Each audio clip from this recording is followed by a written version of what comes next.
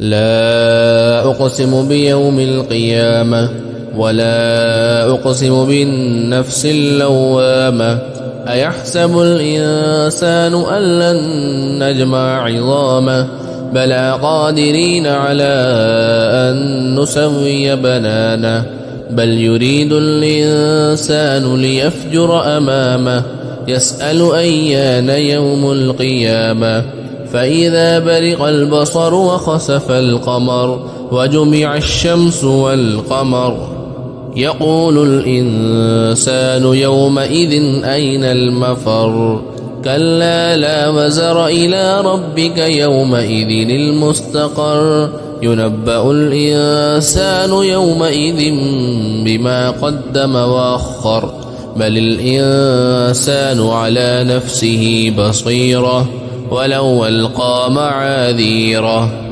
لا تحرك به لسانك لتعجل به إن علينا جمعه وقرآنه فإذا قرأناه فاتبع قرآنه ثم إن علينا بيانه كلا بل تحبون العاجلة وتذرون الآخرة وجوه يومئذ ناظرة إلى ربها ناظرة ووجوه يومئذ باسرة تظن أن يفعل بها فاقرة كلا إذا بلغت التراقي وقيل من راق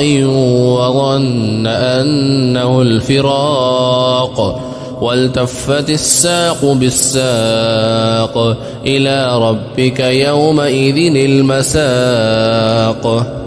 فلا صدق ولا صلى ولكن كذب وتولى ثم ذهب إلى أهله يتمطى أولى لك فأولى ثم أولى لك فأولى أيحسب الإنسان أن يترك سدى ألم يك نطفة من مني يمنى ثم كان علقة فخلق فسوى فجعل منه الزوجين الذكر والأنثى أليس ذلك بقادر على أن يحيي الموتى